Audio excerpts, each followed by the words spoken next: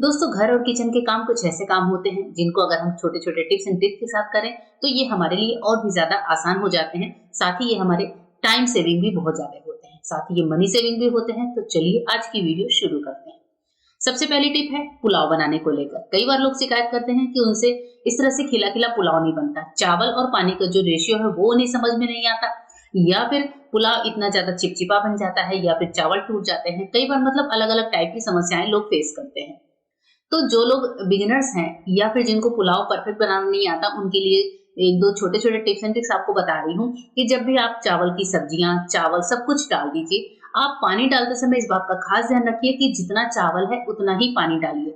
हाँ, लेकिन पुलाव बनाने से पहले आप जो राइस है उसको पहले सोक करके जरूर रखिए, यानी कि कम से कम 30 मिनट सोक करके रखिए, जिससे चावल बनने में भी कम समय लगेगा, साथ ही चावल जल्दी पक जाएगा। इसमें हमें ज्यादा पानी की जरूरत बिल्कुल भी नहीं पड़ेगी। अब जैसे आप देख रहे हैं जितना ही चावल है लगभग उतने ही लेयर में हमने पानी डाला है।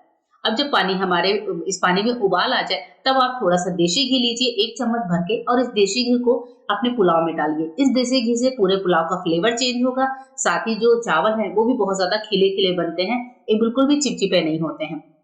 देशी घी को अच्छे से मिलाएंगे, फ्लेम को सिम करके इस चावल को कम से कम 10 से 12 मिनट सिम फ्लेम पर अच्छे से ढककर छोड़ दीजिए। फिर आप देखेंगे कि जो 12 मिनट बाद आपको चावल मिलेंगे, यानी कि जो पुलाव मिलेंगे, वो बिल्कुल परफेक्ट बनेंगे। इसके अलावा ये जो चावल का पानी है, अगर आपको नमक का समझ नहीं आता कि आप नमक कितना डालें, तो इस पानी को टेस्ट करके आप नमक को भी चेक कर सकते हैं। अब ये 12 मिनट बाद जो हमारे चावल बनकर निकले हैं दोस्तों, वो आप देख सकते हैं सामने कि बिल्कुल खिले खिले बने हैं। नेक्स्ट टिप है नेल पेंट को लेकर।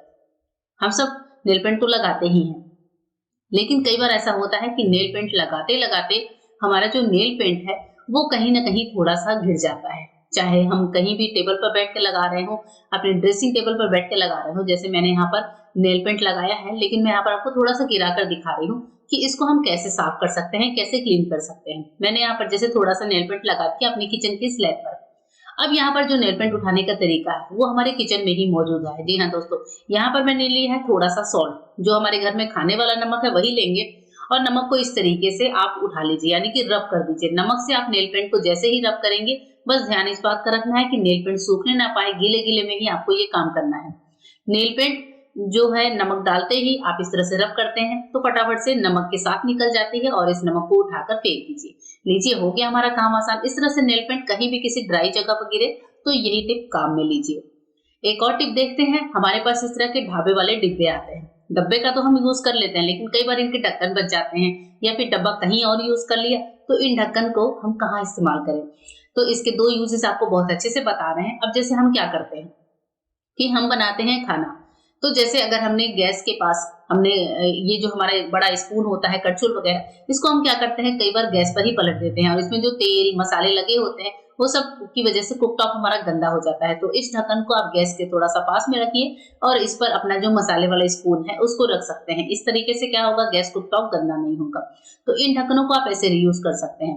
नेक्स्ट जो रीयूज है वो है तेल के डब्बों के साथ। जैसे मेरे पास इस ऑर्गेनाइजर में तेल और रिफाइंड के डिब्बे होते हैं, तो आप क्या कर सकते हैं, इन तेल के डब्बों के नीचे आप इस ढक्कन का यूज कर सकते हैं। जैसे मैंने यहाँ पर पहले न्यूज़पेपर बिछाया है, एक पॉलिथीन शीट भी बिछाई है, लेकिन उसके बाद भी पॉलिथीन शीट हो जाती है चिपचिपी, तो आप यहाँ पर इस डब्बे के ढक्कन का यूज कर सकते हैं। डब्बे का ढक्कन रखिए, उसके बाद से अपने डब्बों को एडजस्ट करके रख दीजिए। या फिर अगर आप किचन स्लैब पर ऑयल के डिब्बे रखते हैं, कोई कैन वगैरह रखते हैं, तो उनपे भी आप ये ढक्कन नीचे लगा सकते हैं, और इस तरीके से जो हमारी टाइल्स है वो चिपचिपी नहीं होती है। आइए एक और टिप देख लेते हैं। जब हम कभी चने भिगोते हैं, चने या राजमा, दोनों के साथ ये टिप बहुत काम करती है। जैसे हमने चने भिगोए थे रात भर के लिए, जो चने का पानी है ये ब्राउन ब्राउन, इसको बिल्कुल भी नहीं फेंकना चाहिए, क्योंकि ये पानी हमारे बहुत ही काम आता है, बड़ा ही यूजफुल पानी होता है। तो यहाँ पर आपको लेना है छन्ना, और छन्ने में नीचे एक भगोना लगाया है जिसमें पानी हमारा सारा इस्तेमाल हो जाता है। जो चने हैं उनको हम अलग यूज कर लेंगे, लेकिन जो पानी है वो भी बड़े काम का होता है। ये पानी आप अपने घर के प्लांट्स में डालिए, प्लांट्स को एक्स्ट्रा एनर्जी मिलेगी, एक्स्ट्रा पोषण मिलेगा। चने का जो न्यूट्रिशन है, जो प्रोटीन है, वो हमारे पौधों को मिलेगा, जिससे हमारे पौधे भी बहुत जल्दी हेल्दी होते हैं और बहुत अच्छे से ग्रो करते हैं। और इसके बाद से एक और टिप है जो बड़े ही काम की होने वाली है। जैसे क्या होता है, हम लोग केक वगैरह बनाते हैं तो इस छलनी से हम लोग आटा छानते हैं, या फिर कोई सी भी छलनी लेते हैं, लेकिन आटा क्या होता है, परात के साइड साइड में गिरता बहुत ज्यादा है।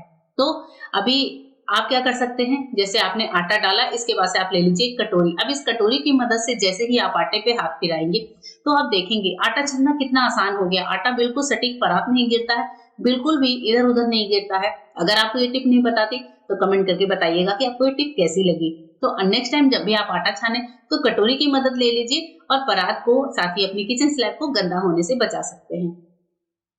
नेक्स्ट टिप है हमारी, जब हमें चाहिए होगी थोड़ी सी मिट्टी, तो मैंने अपने घर के बाहर लगे हुए जो पॉट है उनमें से ही थोड़ी सी मिट्टी निकाल ली है।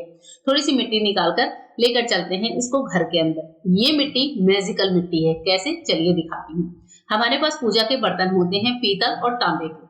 जो पूजा के बर्तन होते हैं वो स्पेशली पीतल या तांबे के होते हैं। जैसे मेरे पास ये तांबे का लोटा है, पीतल की दो दिया है जो मैं आपको दिखा रही हूँ। इन दीपक में हम जो है रुई की बत्तियां जलाते हैं। अब इसके बाद से पहले यहाँ पर एक धागा लगा हुआ है, कलावा मैंने बांधा था, उसको हम खोलकर अलग कर देते हैं।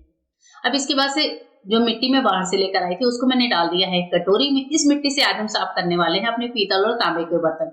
लेकिन पहले हम क्या करेंगे, मिट्टी में कुछ चीजें ऐड करेंगे। जैसे सबसे पहले मैंने डाला है नमक। नमक जो डलियों वाला था तो मैंने फोड़ लिया है। साथ ही डालेंगे थोड़ा सा विनेगर, जितने में कि हमारी मिट्टी थोड़ी सी गीली हो जाए। इतना विनेगर डाल लीजिए और नमक और विनेगर की वजह से आप देख रहे हैं मिट्टी में झाग आ गया है।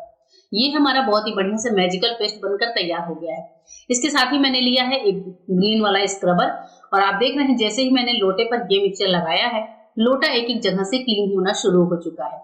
क्योंकि जो तांबे का लोटा होता है उसी पर सबसे ज्यादा ये दाग लगे होते हैं, यानी कि लोटा पुराना सा दिखता है। क्योंकि हम लोग इसमें पानी स्टोर करते हैं या फिर जल चढ़ाते हैं पूजा में, तो ये सबसे जल्दी गंदा होता है। पीतल के बर्तन तो फिर भी एकदम साफ होते हैं।